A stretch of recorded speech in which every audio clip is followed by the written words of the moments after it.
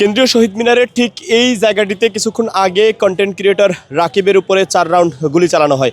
সেখান থেকে একটি গুলি মূলত রাকিবের শরীরে এসে আঘাত করে। আমরা যদি একটু পুরো ঘটনাটি আপনাদেরকে জানাতে চাই, কিছুক্ষণ আগে কন্টেন্ট ক্রিয়েটর রাকিব এখানে বসে আড্ডা দিচ্ছিলেন। ঠিক সেই মুহূর্তে হঠাৎ করেই 4 জন যুবক তার দিকে ছুটে আসেন। 3 জন তাকে ধরে ফেলেন এবং একজনে কিন্তু তার বুকে চাকু দিয়ে আঘাত করেন। সেই আঘাতে হঠাৎ করেই রাকিব মাটিতে লুটিয়ে পড়লে কেন্দ্রীয় শহীদ মিনারে থাকা সাধারণ মানুষ ছোটাছুটি শুরু করেন। সেখান থেকে হঠাৎ করেই 4 রাউন্ড গুলির শব্দ পাওয়া যায়। এরপর এখান থেকে রাকিবকে গুলিবিদ্ধ এবং বুকে রক্তাক্ত অবস্থায় তাকে কিন্তু উদ্ধার করে ঢাকা মেডিকেলে নিয়ে যাওয়া হয়। তাৎক্ষণিক এখান থেকে ছোটাছুটি করার সময় যেই 4 জন মূলত রাকিবকে ঘিরে ফেলেন, সেই 4 জনের মধ্য থেকে একজনকে কিন্তু আটক করে ফেলেন ঢাকা বিশ্ববিদ্যালয়ের প্রক্টোরিয়াল টিম এবং সিভিলে থাকা বেশ কয়েকজন ডিবি পুলিশের সদস্যরা। তাৎক্ষণিক উদ্ধার করে এখান থেকে রাকিবকে ঢাকা মেডিকেলে নিয়ে যাওয়া হয় এবং যাকে মূলত এখান থেকে আটক করা হয় তাকে কিন্তু ইতিমধ্যেই শাহবাগ থানায় নিয়ে যাওয়া হয়েছে।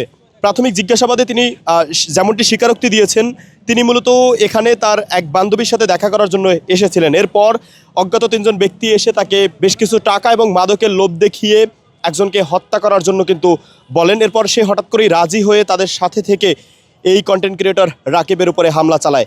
এই হামলার ঘটনায় কিন্তু ইতিমধ্যেই আমরা যেমনটি জানতে পেরেছি, রাকিব জীবন মৃত্যুর সন্ধিক্ষণে রয়েছেন ঢাকা মেডিকেলে। এবং এর পাশাপাশি আমরা আরও যেমনটি শাহবাগ থানা পুলিশের কাছ থেকে জানতে পেরেছি যে যেই ছেলেটি মূলত এখানে কন্টেন্ট ক্রিয়েটর রাকিবের উপরে এই হামলা চালিয়েছেন, সেই ছেলেটি বাসের কন্ট্রাক্টর এবং তিনি কিন্তু আজকেই ঢাকায় এসেছিল এবং এখানে এসে তার এক মেয়ে বান্ধবীর জন্য অপেক্ষা করছিল। এরই মধ্যে কিন্তু তাকে 3 জন অজ্ঞাত যুবক এসে এই কন্টেন্ট ক্রিয়েটর রাকিবের উপরে হামলা চালানোর জন্য কিন্তু অনুরোধ জানান।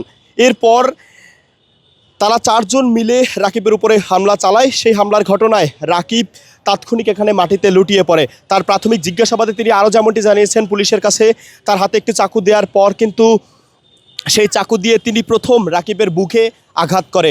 সেই আঘাতে রাকিব এই কেন্দ্রীয় শহীদ মিনারের ঠিক মাঝখানে লুটিয়ে পড়েন। এরপর ঢাকা বিশ্ববিদ্যালয়ের প্রক্টোরিয়াল টিম এবং সিভিলে থাকা বেশ কয়েকজন ডিবি পুলিশের সদস্যরা তাকে আটক করে ফেলেন এবং রাকিবকে এখান থেকে দ্রুত উদ্ধার করে কিন্তু ঢাকা মেডিকেলে নিয়ে যাওয়া হয়।